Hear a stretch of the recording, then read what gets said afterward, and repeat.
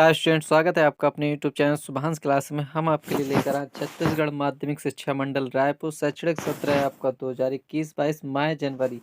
Assignment 6 कक्षा 12वीं, विषय है आपका पॉलिटिकल साइंस राजनीति विज्ञान के असाइनमेंट का फुल सोल्यूशन लेकर आए। तो आप वीडियो को पूरा जरूर देखिएगा। यदि वीडियो पसंद आए तो चैनल को सब्सक्राइब कर दीजिएगा, बेल आइकन को ऑन कर दीजिए, इससे हमारे अगले वीडियो का नोटिफिकेशन आपको सबसे पहले मिले। क्वेश्चन पहला है हमारा, जन आंदोलन से हमें क्या शिक्षा मिलती है। तो इसका राइट आंसर है, जन आंदोलन का इतिहास हमें लोकतांत्रिक राजनीति को बेहतर ढंग से समझने में मदद देता है। हमने देखा कि इस तरह से गैर दलीय आंदोलन अनियमित ढंग से खड़े नहीं हो पाते हैं। उन्हें समस्या के दौर पर नहीं देखा जाना चाहिए। इन आंदोलन का उद्देश्य दलीय राजनीति की खामियों को दूर करना था। इस रूप में इन आंदोलनों को देश की लोकतांत्रिक राजनीति के अहम हिस्से के तौर पर देखा जाना चाहिए था। सामाजिक आंदोलन ने समाज के निम्न वर्गों के सामाजिक आर्थिक समस्याओं को अभिव्यक्ति दी, जो अपनी दिक्कतों को चुनावी राजनीति के जरिए हल नहीं कर पा रहे थे। विभिन्न सामाजिक समूहों के लिए यह आंदोलन अपनी बात रखने का बेहतर माध्यम बनकर उभरे। समाज के गहरे तनाव और जनता के शौक को एक सार्थक दिशा देकर इस आंदोलन में एक तरह से लोकतंत्र की रक्षा की है। सक्रिय भागीदारी के नए रूपों के प्रयोग में भारतीय लोकतंत्र के जनाधार को बढ़ाया। इन आंदोलनों के आलोचक अक्सर यह दलील देते हैं कि हड़ताल, धरना और रैली जैसे सामूहिक कार्रवाई उससे सरकार के कामकाज पर बुरा असर पड़ता है। उसके अनुसार इस तरह की परिस्थितियों को सरकार को निर्णय प्रक्रिया बाधित होती है तथा रोजमर्रा की लोकतांत्रिक व्यवस्था की मांग होती है। क्वेश्चन नंबर दूसरा है, किन्हीं 4 प्रमुख नेताओं का उल्लेख कीजिए जिन्होंने समाज के दलितों के कल्याण के लिए प्रयास किया है। तो पहला इसका राइट आंसर है मोरारजी देसाई, स्वतंत्रता सेनानी, गांधीवाद नेता, खादी प्रकृति चिकित्सा और निग्रह के प्रतिपादक, मुंबई प्रांत के मुख्यमंत्री, सन 1967 से 1969 के बीच उप प्रधानमंत्री, पार्टी में टूट के बाद कांग्रेस में शामिल, सन 1977 से 1979 तक एक गैर कांग्रेसी दल की तरफ से प्रधानमंत्री रहे। इसके बाद दूसरे हैं चौधरी चरण सिंह, सन 1979 में जनवरी 1980 के बीच भारत के प्रधानमंत्री, स्वतंत्रता सेनानी, उत्तर प्रदेश की राजनीति में सक्रिय, ग्रामीण एवं कृषि विकास के समर्थक, कांग्रेस छोड़ी और सन 1964 में भारत का क्रांति दल का गठन, उत्तर प्रदेश में 2 बार मुख्यमंत्री, बाद में सन 1970 में जनता पार्टी के संस्थापकों में से एक, उप प्रधानमंत्री और गृह मंत्री, सन 1970 से 1979 लोक दल के संस्थापक।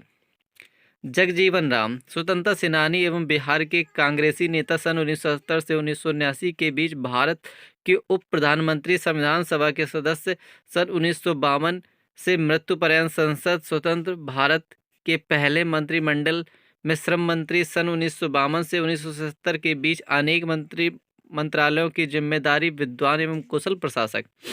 नीलम संजीव रेड्डी, जो जनता पार्टी के प्रत्याशी के रूप में सन 1970 में भारत के राष्ट्रपति निर्वाचित हुए, निर्विरोध चुनाव जीतने वाले वे भारत के एकमात्र राष्ट्रपति हैं। यह वही नीलम संजीव रेड्डी है जो सन 1969 में कांग्रेस के प्रत्याशी के रूप में कांग्रेस की आंतरिक कलह के कारण राष्ट्रपति का चुनाव हार गए थे। इसके बाद नेक्स्ट है क्वेश्चन नंबर तीसरा है, आपातकाल के दौर के बाद भारत एक महत्वपूर्ण शक्ति के रूप में उभरी। इस दौरान इस पार्टी के विकास क्रम का उल्लेख कीजिए। आंसर है इसका, आपातकाल के दौरान भारतीय भाजपा पार्टी के विकार आपातकालन के दौरान 42वें संविधान संशोधन सन 1976 द्वारा संविधान में जो अलोकतांत्रिक संशोधन किए गए थे, जनता पार्टी ने 44वें संशोधन सन 1978 द्वारा उन्हें सुधारने का प्रयास किया।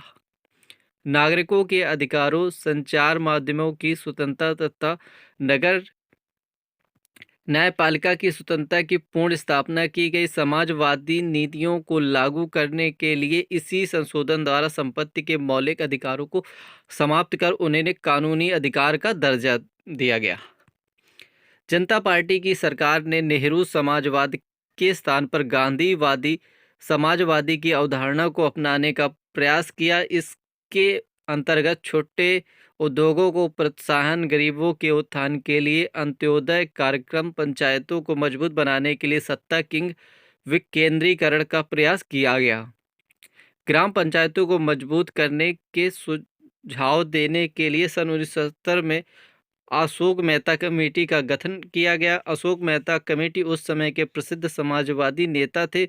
मेहता कमेटी ने सन 1978 में पंचायतों को मजबूत करने के लिए महत्वपूर्ण सिफारिशें प्रस्तुत की, लेकिन जनता पार्टी की सरकार के पतन के कारण सिफारिशों को लागू नहीं किया जा सका।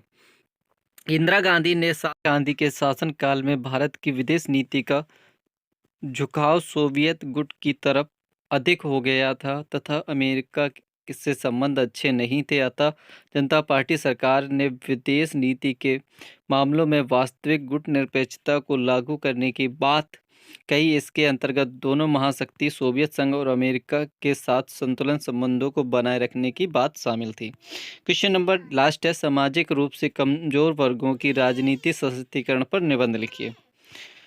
तो इसका राइट आंसर, सामाजिक रूप से कमजोर वर्ग मुक्ति आंदोलन का स्वरूप पूरी तरह भारत के सामाजिक संचार पर आधारित है।